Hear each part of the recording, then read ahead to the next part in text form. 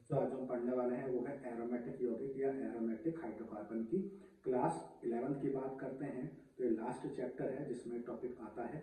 देखें, हाइड्रोकार्बन तो सबने पढ़ा है कि कार्बन और हाइड्रोजन से मिलकर जो बनते हैं उन्हें हम क्या बोलते हैं, हाइड्रोकार्बन। एरोमेटिक का मतलब है, देखें, कार्बन और हाइड्रोजन के वे यौगिक जिनकी संरचना में बेंजीन या बेंजीन जैसे समजात संरचना हो तो उसे हम क्या बोलते हैं, उसे हम एरोमेटिक बोलते हैं। उसे हम क्या बोलते हैं, एरोमेटिक। यानी कार्बन और हाइड्रोजन के वे यौगिक जिनकी संरचना में बेंजीन हो या बेंजीन की कोई जैसी संरचना मौजूद हो तो उसको हम क्या बोलते हैं, एरोमेटिक हाइड्रोकार्बन बोलते हैं। ठीक है। अब बेंजीन सबने पढ़ा हो कि बेंजीन का जो सूत्र होता है वो ये होता है, यानी संरचना, कार्बन कितने होते हैं 6 और H कितने होते हैं 6। तो इसका मतलब ये हो गई बेंजीन की संरचना। तो बेंजीन या बेंजीन जैसी कोई संरचना अगर मौजूद है किसी यौगिक के अंदर तो उसे हम क्या बोलते हैं, एरोमेटिक यौगिक बोलते हैं। देखें, सबसे पहले हमारे पास केस आता है मोनो चक्रीय। तो मोनो चक्रीय का मतलब जिसमें एक रिंग हो। ठीक है, मोनो चक्रीय का मतलब जिसमें एक रिंग हो। तो फॉर्मूला मैं आपको बता रहा हूं, फॉर्मूला है आपके पास CnH2n प्लस 2, या आपने पढ़ा है एल्केन एल्कीन एल्काइन का सूत्र। तो CnH2n यहां पर मिल गया -6m। अब इस फॉर्मूले में हम बात करते हैं n जो है, तो n की वैल्यू 6, क्योंकि बेंजीन में कार्बन कितना है 6, तो 6 से चलेगी 6 7 8 ऐसे चलती जाएगी। और ये जो m है, इस m का मतलब है 1। ये m की वैल्यू 1 कब होगी, जब हमारे पास मोनो चक्रीय रिंग होगी। मोनो चक्रीय का मतलब है एक रिंग होगी। जैसे बेंजीन है, बेंजीन में कितनी रिंग है, एक रिंग है। अगर मान लो मैं ऐसे लिख दूं, एक रिंग ये लिख दूं और एक रिंग ये लिख दूं, तो ये 2 रिंग हो जाएगी। तो हम 2 रिंग की बात फिलहाल अभी नहीं कर रहे हैं, पहले हम बात कर रहे हैं कितने रिंग की, एक रिंग की। तो रिंग अगर एक होगी तो m की वैल्यू हम कितने रखेंगे, 1 रखेंगे। और यहाँ m का मान कितना रख रहे हैं, 6 7 8, ये जो भी हम रख सकते हैं।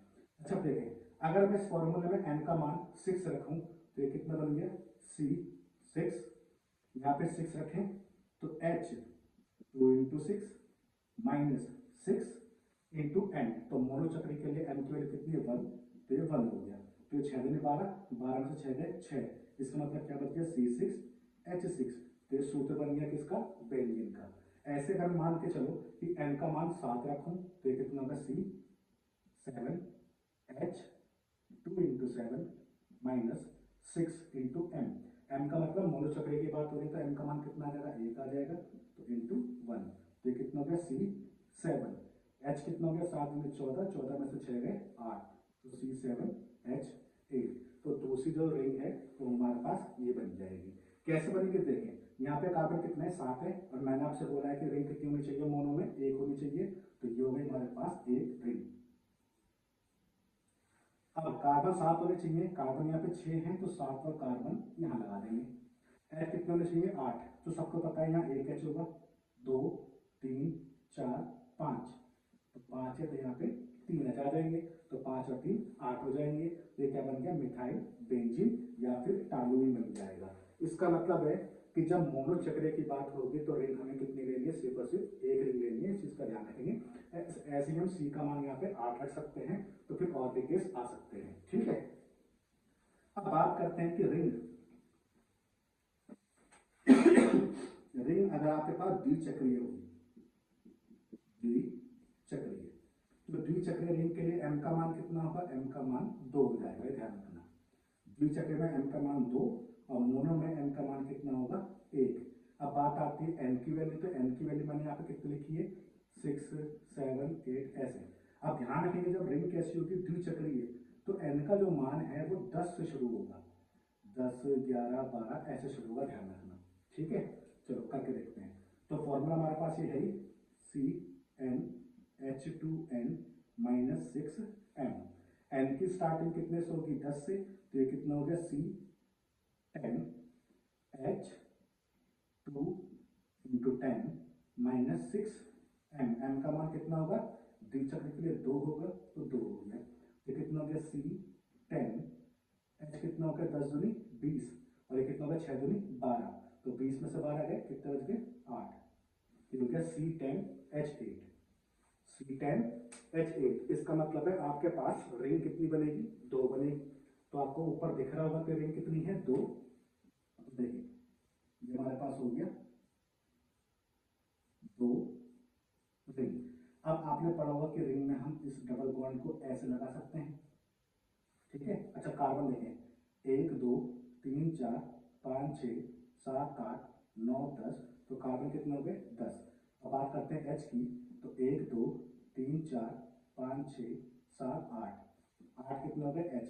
सेंटर में नहीं होते एच, क्योंकि सेंटर में कार्बन के 4 बंद पूरे हैं, 1 2 3 4 1 2 3 4। इसका मतलब ये संरचना बनेगी किसमें, द्विचक्रीय में। अगर हम एल का मान कितना लेते हैं, 10 लेते हैं, तो इसको हम बोलते हैं नेप्थेलीन। इसको हम क्या बोलते हैं, नेप्थेलीन।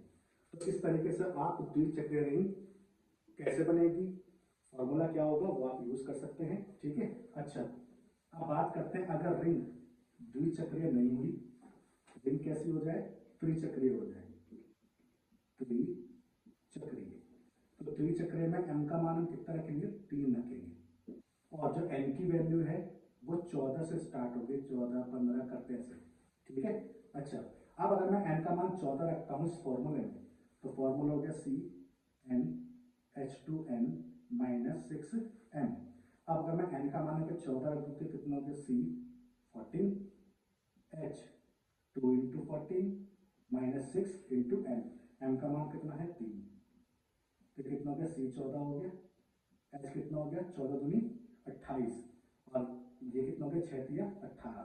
तो 28 में से 18 गए, कितने बचे, 10, तो बच गया C14H10।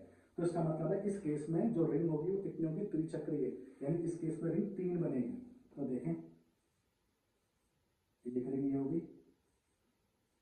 दूसरी रिंग ये हो गई, और तीसरी रिंग ये हो गई।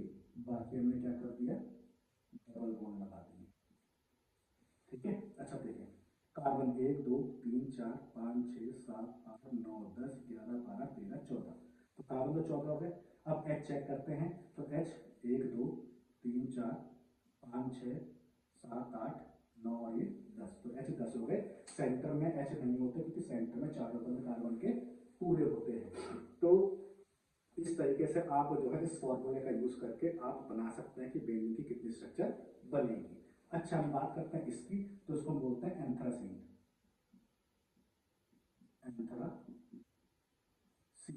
और इससे पहले जो हमने बनाया था उसको हम क्या बोलते हैं, नेप्थेलीन। तो जब रिंग 3 होगी तो उसको बोलते हैं एंथ्रासीन। इस चीज का ध्यान रखिए, 3 रिंग ऐसे भी बन सकती है या ऐसे भी बन सकती है।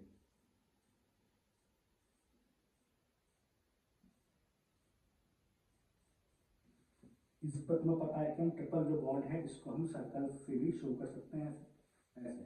तो ध्यान रखना, जब 3 रिंग में यानी 2 रिंग नॉर्मल और 1 रिंग ऊपर हो तो उसको हम फिनेंथ्रीन बोलते हैं, फिनेंथ्रीन। तो आई होप ये वीडियो आपको यहाँ तक समझ में आई होगी कि हमने क्या पढ़ा है, एरोमेटिक यौगिक कौन होते हैं, कैसे चेक करते हैं कि यहाँ पे इसमें मोनोचक्रीय, द्विचक्रीय और त्रिचक्रीय कौन कौन होंगे। तो ये हमारे पास क्या हो गया कि एरोमेटिक यौगिक वो होता है जिनमें कार्बन हाइड्रोजन की संरचना में बेंजीन या बेंजीन जैसी संरचना वाले यौगिक होते हैं, उनको हम क्या बोलते हैं, एरोमेटिक हाइड्रोकार्बन बोलते हैं। अब बात आती है कि हमें कोई पदार्थ दे दिया जाए और हमसे पूछा जाए कि ये एरोमेटिक होगा या नहीं होगा, तो फिर हम कैसे चेक करेंगे, देखें। तो इसके लिए हम एक पढ़ेंगे नियम, उस नियम से हम चेक कर सकते हैं कि जो पदार्थ दिया गया है वो एरोमेटिक है या नहीं है। तो हमारे पास है हकल नियम। अब ये हकल नियम क्या कहता है, देखें। पहला पॉइंट ये कहता है कि sp2 कार्बन होने चाहिए सारे। sp2 का मतलब है समतल होनी चाहिए संरचना। समतल का मतलब sp2 की संरचना सबने पढ़ी होगी, त्रिकोणीय समतल होती है, तो संरचना कैसी होनी चाहिए, समतल होनी चाहिए। दूसरा 4n+2 पाई इलेक्ट्रॉन, इस नियम का पालन होना चाहिए। 4n+2 पाई इलेक्ट्रॉन नियम का पालन होना चाहिए। यहाँ पे n क्या है, n मैं आपको बताता हूँ, n की वैल्यू 0 1 2 3 4 कुछ भी आ सकती है। फ्रैक्शन में यानी भिन्नात्मक यानी पॉइंट के रूप में नहीं आनी चाहिए, ठीक है। अब शुरू करते हैं। जैसे मैं पहला केस पढ़ाता हूँ आपको, बेंजीन है, तो बेंजीन की बात करें कि बेंजीन में सभी कार्बन जो होते हैं वो sp2 होते हैं। डबल बॉन्ड वाला कार्बन है sp2, डबल बॉन्ड वाला sp2, डबल बॉन्ड वाला sp2। तो जिसने नहीं पढ़ा होगा वो ध्यान रखना, डबल बॉन्ड वाले जो कार्बन होते हैं वो sp2 होते हैं। तो इसका मतलब है 6 के 6 कार्बन sp2 है, तो पहला नियम का तो पालन हो गया। अब दूसरे नियम की बात करते हैं, तो मैंने कहा 4n+2, तो ये हो गया 4n+2 लिख दिया। अब इजिकल टू में आपको लिखना है पाई इलेक्ट्रॉन कितने होंगे। तो सबको पता है कि डबल बॉन्ड में एक सिग्मा होता है, एक पाई होता है। तो पाई बंद कितने हो गए, 1 2 और 3। और एक पाई बंद में इलेक्ट्रॉन 2 होते हैं, तो 3 पाई बंद में कितने हो गए, 6। तो ये कितना हो गया 4n इजिकल टू, इस 2 को यहाँ लिया है तो 6 - 2, 4n इजिकल टू 4 और n इजिकल टू 1। तो यहाँ पे n का मान कितना आ गया, 1 आ गया। इसका मतलब ये जो पदार्थ हमें दिया गया है कैसा है, एरोमेटिक है। यानी अगर इस नियम का पालन होता है तो एरोमेटिक है, इस चीज का ध्यान रखना। अब बात आती है कि सर कोई ट्रिक है, तो ट्रिक भी है। ट्रिक यहाँ पे ये है कि अगर तुम्हें चेक करना है कि पदार्थ एरोमेटिक है या नहीं है, तो पाई इलेक्ट्रॉन काउंट कर लो, डायरेक्ट समझ में आ जाएगा। स्टार्टिंग करें 2 से, 4 4 का गैप देना है, इस चीज का ध्यान रखना। तो 2 है, फिर 4 का गैप दिया 6, 4 का गैप दिया 10, 4 का गैप दिया 14, ऐसे। तो 2 6 10 14 18 ऐसे करते चलेंगे। स्टार्टिंग का नंबर आपको ध्यान रखना है, फिर 4 का गैप देना है, इस चीज को ध्यान रखना। तो 2 हमने सबसे पहले लिखा, उसके बाद 6, फिर 10 और फिर 14 ऐसे। अच्छा देखें, नियम नंबर जो 1 है sp2, अगर इसका पालन होगा तभी नियम नंबर 2 पर जाएंगे, नहीं तो नहीं जाएंगे, इस चीज का ध्यान रखना। मतलब अगर नियम नंबर 2 का पालन हो रहा है परंतु नियम नंबर 1 का पालन नहीं हो रहा है, इसका मतलब ये नियम नहीं लगेगा। पहले इस पे जाएंगे फिर जाके इस पे जाएंगे। अगर इस नियम का पालन होता है तभी नियम नंबर 2 पे चलेंगे।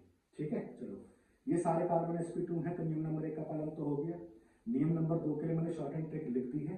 पाई कितने पाई है यहाँ पे, 2 4 और 6, तो 6 आ रहा है। इसका मतलब ये कैसा होगा, ये एरोमेटिक होगा। मैंने इसको ए से शुरू कर दिया। ऐसे मान लेते हैं आपके पास दिया गया है ये जो हमने अभी पढ़ा नेपथेलिन, तो आपको नेपथेलिन दिया गया है। सारे कार्बन डबल बॉन्ड से घिरे हुए हैं, सारे कार्बन कैसे sp2 है। अब हम यूज करेंगे ट्रिक का, अब ये सब करने की नीड नहीं है। ट्रिक की बात करते तो पाई बन कितने हैं, 1 2 3 4 5, 5 का मतलब टोटल कितने हो गए पाई, टोटल हो गए 10। और यहाँ पे 10 आ रहा है, इसका मतलब पदार्थ कैसा होगा, एरोमेटिक होगा। इसके अलावा हमने क्या पढ़ा था, इसके अलावा हमने एंथ्रासीन पढ़ा था अभी, तो एंथ्रासीन वाला कर लेंगे। अब यहाँ सभी के पास क्या है, यहाँ पे सभी के पास डबल बॉन्ड है, और सभी के पास डबल बॉन्ड है। इसका मतलब क्या है कि ये sp2 होगा, और sp2 होगा तो पहला नियम का तो पालन हो गया। अब नियम नंबर 2 के लिए ट्रिक का यूज करेंगे। पाई वन कितने, 1 2 3 4 5 6 7, तो 7 का मतलब है पाई वन अगर 7 होंगे तो उस केस में टोटल जो पाई इलेक्ट्रॉन होंगे वो कितने होंगे, 14 होंगे, और 14 होंगे तो 14 आ रहा है। इसका मतलब ये पदार्थ भी कैसा होगा, एरोमेटिक होगा। आई होप यहाँ तक आपको समझ में आया होगा कि हमें एरोमेटिसिटी कैसे चेक करनी है, यानी कौन से पदार्थ एरोमेटिक होंगे। अब एग्जाम्पल को थोड़ा चेंज कर लेते हैं, देखें।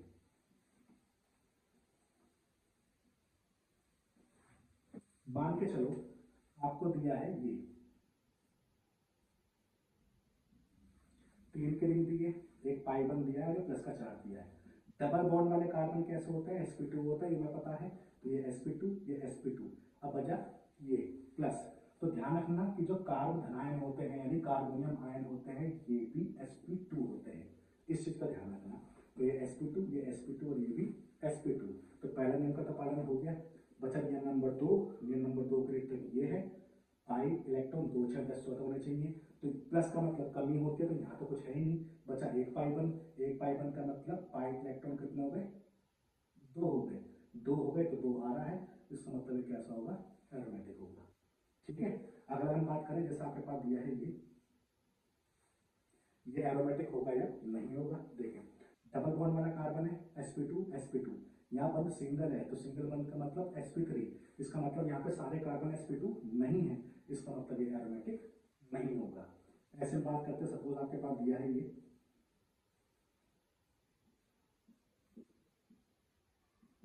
आपके पास दिया हुआ है और पूछा गया कि एरोमेटिक होगा या नहीं होगा। तो देखें, ये कार्ब धनायन हमने अभी पढ़ा कैसा होता है, sp2 होता है। तो डबल बॉन्ड वाले कार्बन sp2, sp2 sp2 और ये भी sp2, तो सारे कार्बन sp2 है, इसका मतलब नियम नंबर 1 का पालन हो रहा है।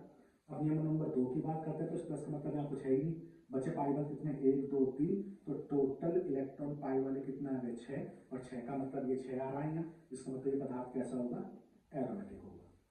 ठीक है, तो जहां भी आपको पाई इलेक्ट्रॉन 2 6 10 14 दिखाई दे तो समझ जाना कि वहां पे पदार्थ कैसा होगा, एरोमेटिक होगा। अच्छा, अब इसके अलावा हमारे पास और क्या क्या हो सकते हैं देखें। जैसे आपके पास दिया है ये N, ये और ये H, इसको हम बोलते हैं पायरोल, इसको क्या बोलते हैं, पायरोल बोलते हैं। अब ये जो पायरोल है, ये जो पदार्थ आपके पास दिया गया है, डबल बॉन्ड वाला कार्बन है, ये भी और ये भी, तो sp2, ये दोनों भी sp2। अब बच गया इनके पास लोन पेयर, ये लोन पेयर रेजोनेंस में जा सकते हैं, रेजोनेंस आपने पढ़ा होगा, अगर ये लोन पेयर रेजोनेंस में जाएगा तो डबल बॉन्ड बनाएगा, इसका मतलब ये लोन पेयर रेजोनेंस का पार्ट है, इसका मतलब ये डबल बॉन्ड बना सकता है, तो डबल बॉन्ड बनाने का मतलब है पाई बंद बनेगा, और पाई बंद बनेगा इसका मतलब इसके लोन पेयर भी काउंट होंगे, परंतु पाई के रूप में काउंट होंगे, इस चीज का ध्यान रखना। ठीक है, एन के लोन पेयर रेजोनेंस में जाते हैं, रेजोनेंस में जाने की वजह से डबल बॉन्ड बनाता है, और डबल बॉन्ड बनाएगा यानी पाई बंद बनाएगा, यानी ये भी लोन पेयर एक पाई बंद के रूप में काउंट होगा। तो 2 ये हो गए, 2 ये हो गए 4, 2 ये हो गए 6, तो 6 पाई इलेक्ट्रॉन है, इसका मतलब ये भी कैसा होगा, एरोमेटिक होगा।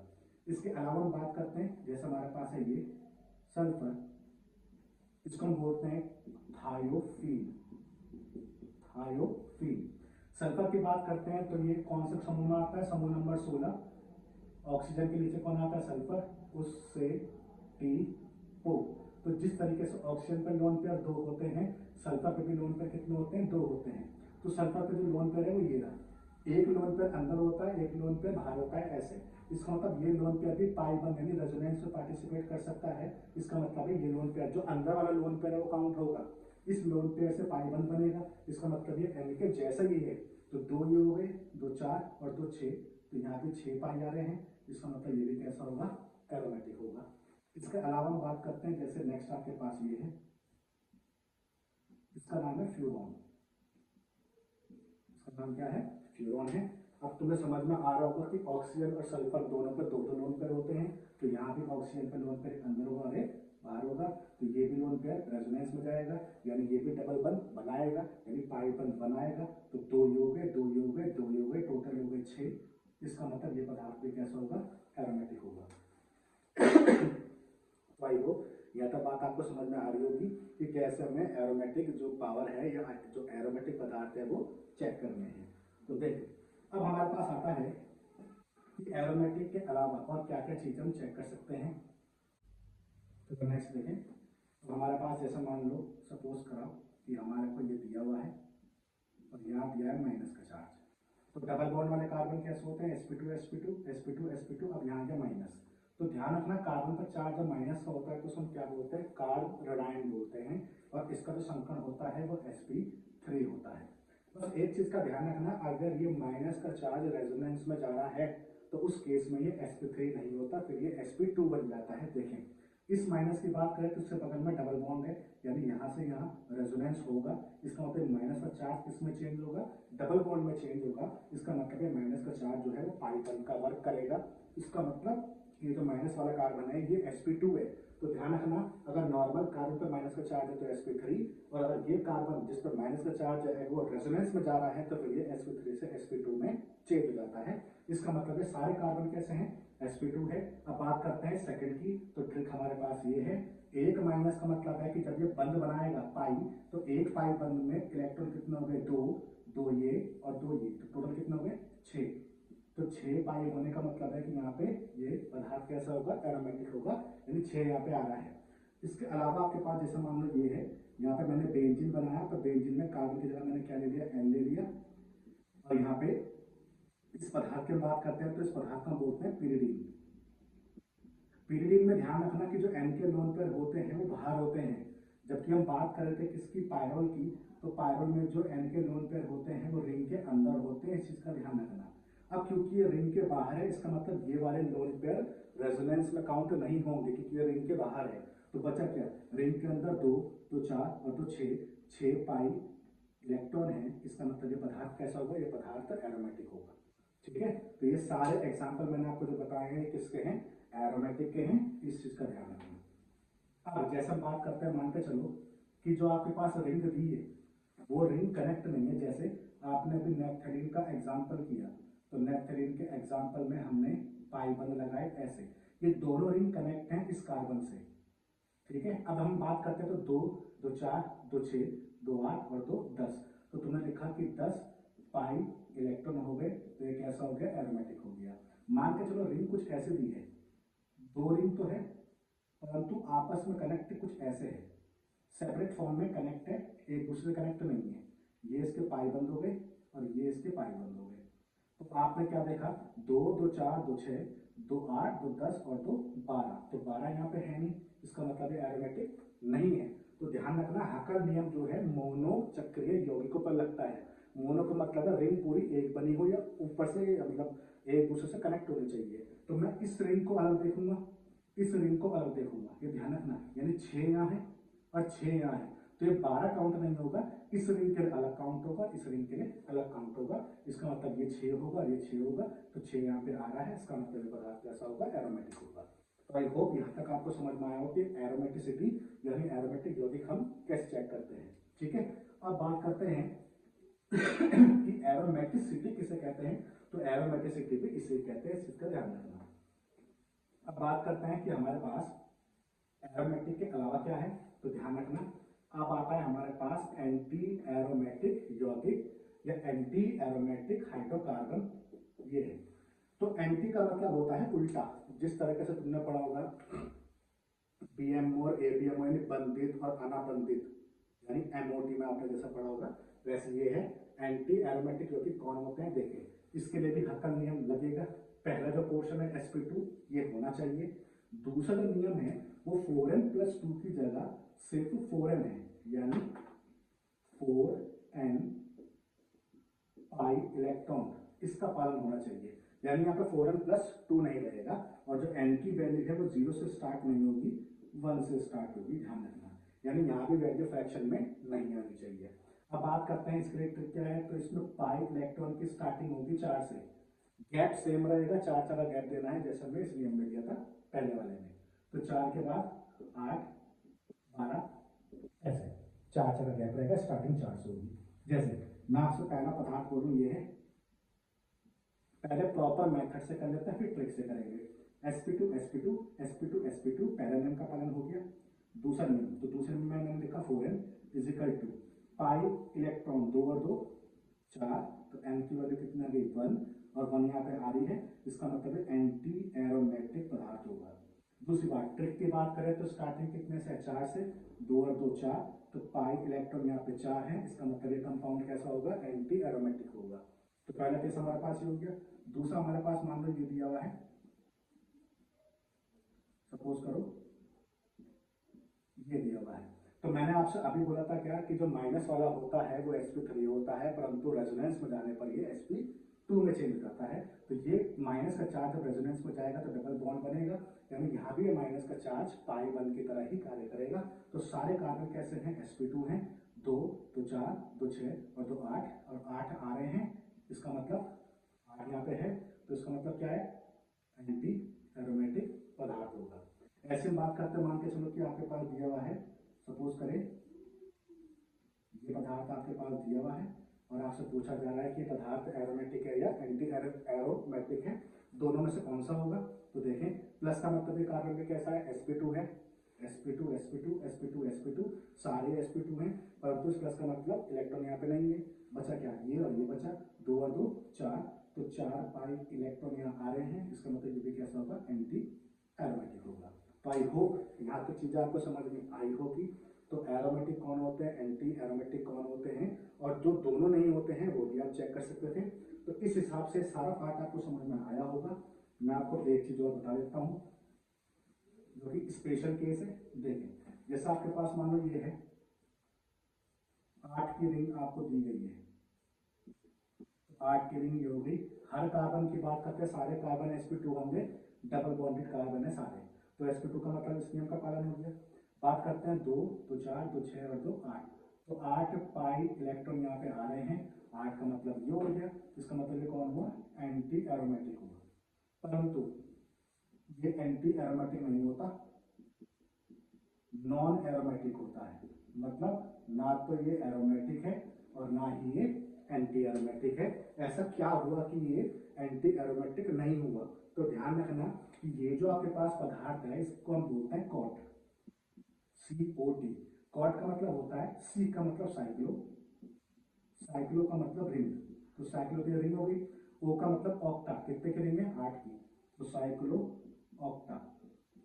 ऑक्टा के बाद टी का मतलब है टेट्राईन, इन कितने हैं, यानी इन जो बंद है वो कितने हैं, 4 है, तो 4 का मतलब है टेट्राईन, तो इसका नाम है साइक्लो ऑक्टा टेट्राईन। ये जो फॉर्म होती है ये बेसिकली किस रूप में मिलती है, तो ये मिलती है टब रूप में। ये में किस रूप में मिलती है, टब रूप में मिलती है, ऐसे। ये जो टब रूप होती है वो ऐसे होती है। हमने पढ़ा है कि जो sp2 होते हैं उनकी जो संरचना है वो कैसी होती है, त्रिकोणीय समतल, यानी ऐसे होती है सीधी। ये सीधी नहीं होती, टेढ़ी टेढ़ी टेढ़ी होती है। अब टेढ़ी का मतलब है कि ये समतल नहीं है, और समतल नहीं है तो रूल नंबर 2 का हमें क्या करना है, हमें कुछ नहीं करना। मैंने स्टार्टिंग में बोला था कि रूल नंबर 1 का पालन होगा तभी हम रूल नंबर 2 पे जाएंगे। तो यहाँ पे रूल नंबर 2 का तो पालन हो रहा है, परंतु रूल नंबर 1 का पालन नहीं हो रहा। तो ये जो टब शेप है, इस टब शेप की वजह से त्रिकोणीय समतल नहीं होता, यानी ये ऐसा रहता है। इसका मतलब रूल नंबर 1 नहीं लगा। इसका मतलब पदार्थ कैसा है, ये पदार्थ नॉन एरोमेटिक है, ये पदार्थ एंटी एरोमेटिक नहीं है, इस चीज का ध्यान रखना। अब बात आती है कि इस कॉट को अगर मैं एंटी एरोमेटिक की जगह एरोमेटिक बनाने की कोशिश करूं तो कैसे बन सकता है, मतलब एक टब शेप कैसे हट सकती है। देखें ये पदार्थ को हम कैसे चेंज कर सकते हैं। ये जो हमारे पास 8 की रिंग है, ये हमारे पास रिंग हुई 8 की, और हमने इसकी रिएक्शन करा दी है पोटेशियम के साथ। ये इससे पहले एक बात सुने, अगर मैं डबल बॉन्ड को तोड़ता हूं, सपोज करें इस साइड, तो इस साइड तोड़ने के बाद इस तरफ क्या आ जाएगा, माइनस, और इस तरफ क्या आ जाएगा, प्लस आ जाएगा। हालांकि ये रिएक्शन में एक साथ कर सकता था ऐसे, इसकी रिएक्शन पोटेशियम के साथ करनी है। पोटेशियम की बात करते तो पोटेशियम आता है समूह नंबर 1 में, यानी इसके भाइटल कोश में इलेक्ट्रॉन 1 होता है, और इस 1 इलेक्ट्रॉन को ये निकाल सकता है। इसका मतलब पोटेशियम कौन होता है, अपचायक होता है।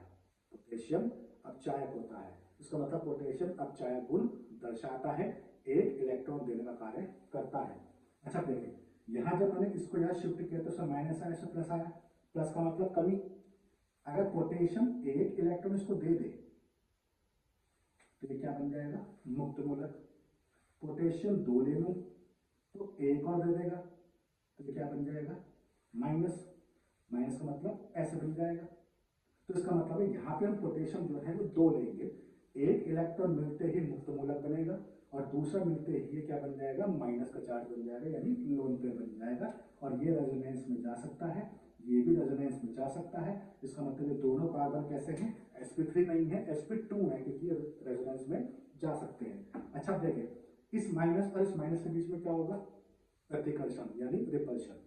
प्रतिकर्षण होने की वजह से ये टब शेप में नहीं जा पाएगा, प्रतिकर्षण होने की वजह से ये टब शेप में नहीं जा पाएगा। इसका मतलब है वो संरचना तो गई, अब बच गया ये माइनस पाई 1 का कार्य करेंगे, 2 तो 4 तो 6 तो 8 और तो 10, तो 10 पाई इलेक्ट्रॉन आ रहे हैं, जो कि किस में आ रहे थे, एरोमेटिक में आ रहे थे। एरोमेटिक की स्टार्टिंग हमने किससे करी थी, एरोमेटिक की स्टार्टिंग हमने करी थी 2 से, तो 2 6 10 14, तो यहाँ पर 10 आ रहा है। इसका मतलब मैंने इस साइक्लो ऑक्टा टेट्राईन को एरोमेटिक पदार्थ में चेंज कर दिया, यानी अब ये टब शेप में नहीं जा सकता है, और ये संरचना कैसी हो जाती है, समतल हो जाती है। तो आई होप यहाँ तक आपको समझ में आया होगा। अब बात करते हैं एक तो एग्जाम्पल की, या क्वेश्चन की बात कर लेते हैं ताकि आपको समझ में आ जाए। तो बच्चों जैसे देखें, ये जो क्वेश्चन है, इस क्वेश्चन में क्या पूछा, निम्न में से कौन से यौगिक हकर नियम के अनुसार एरोमेटिक है। तो हमें चेक करना है कि इनमें से कौन कौन से पदार्थ है जो एरोमेटिक होंगे। एरोमेटिक के लिए हकर नियम हमने पढ़ा है, पहला नियम का अगर पालन होगा तो ये दूसरे नियम पे चलेंगे, इस चीज को हमेशा ध्यान रखना। तो सबसे पहले ये दोनों कार्बन sp2, ये दोनों sp2, ये दोनों sp2, ये दोनों sp2, ये sp3 है, ये sp3 है। इसका मतलब ये वाला sp3 है, इसका मतलब नियम नंबर 1 का पालन नहीं हो रहा, तो ये एरोमेटिक नहीं है। अब चलते हैं यहाँ, तो आपको दिखाई दे रहा है ये पायरोल है, 2 2 4 और 2 6, यानी 6 पाई आ रहे हैं, इसका मतलब ये एरोमेटिक होगा। इसके बाद बात करते हैं sp, तो ये कार्बन देखें, ये दोनों कार्बन सिंगल बंध वाले हैं, यानी sp3 है, जबकि क्या होना चाहिए था, sp2 होना चाहिए था। जबकि हम बात करते हैं pi one pi one pi one, 2 2 4 और 2 6, 6 पाई आ रहे हैं, तो इसका मतलब ये एरोमेटिक होना चाहिए था, परंतु यहाँ पे दोनों कार्बन कैसे हैं, sp3 है, इसका मतलब एरोमेटिक नहीं है। अगर ये दोनों पाई बंद रिंग के अंदर होते तो हम इसको एरोमेटिक बोल सकते थे, इसका मतलब ये नहीं होगा। बात करते हैं यहाँ, ये सारे कार्बन कैसे हैं, sp2 हैं, सारे कार्बन sp2 हैं, इसका मतलब नियम नंबर 1 का पालन हो रहा है। दूसरी बात, पाई कितने हैं, 2 2 4 2 6 2 8 और 2 10 आ रहे हैं, तो 10 का मतलब है कैसा होगा, एरोमेटिक होगा। इसका मतलब नेक्स्ट की बात करें तो देखें, एक रिंग ये है, दूसरी रिंग ये है, 2 2 4 2 6 और 2 8, तो 8 पाई इलेक्ट्रॉन यहाँ पे आ रहे हैं टोटल। यहाँ पर बात करते हैं तो दोनों कार्बन कैसे हैं, sp3 है, तो नियम नंबर 1 का पालन नहीं होगा। अगर मैं बात करता हूँ सिर्फ इस रिंग की, तो इस रिंग में 2 2 4 2 6 पाई इलेक्ट्रॉन आ रहे हैं, तो इस रिंग के हिसाब से एरोमेटिक हो सकता है। ठीक है, एरोमेटिक हम इस रिंग के हिसाब से बोल रहे हैं, इस चीज का ध्यान रखना। अब बात करते हैं इसकी, तो सारे कार्बन sp2 हैं, पाई कितने हैं, 2 2 4 2 6 2 8 10 12 और 14, तो 14 पाई इलेक्ट्रॉन आ रहे हैं, इसका मतलब पदार्थ कैसा होगा, एरोमेटिक होगा। तो आई होप एरोमेटिक और एंटी एरोमेटिक यहाँ तक आपको क्लियर हुए होंगे। अब बात करते हैं स्थायित्व की, तो देखें स्थायित्व की बात करें तो नंबर 1 पे आपके पास आता है एरोमेटिक, यानी एरोमेटिक यौगिक जो हैं सबसे अधिक स्थायी होते हैं, रेजोनेंस से भी ज्यादा, इस चीज का ध्यान रखना, एरोमेटिक सबसे स्थायी होते हैं। नंबर 2 पर आता है नॉन एरोमेटिक, यानी जो एरोमेटिक नहीं होते, और नंबर 3 पे आता है एंटी एरोमेटिक। एंटी एरोमेटिक पे स्थायी का क्रम होता है, ध्यान रखना, एरोमेटिक पदार्थ सबसे अधिक स्थायी होते हैं, उसके बाद नॉन एरोमेटिक वाले, और सबसे लास्ट में एंटी एरोमेटिक वाले। आई होप ये वीडियो आपको ज़्यादा समझ में आई होगी, तो इस टाइप वीडियो देखने का हमारे चैनल को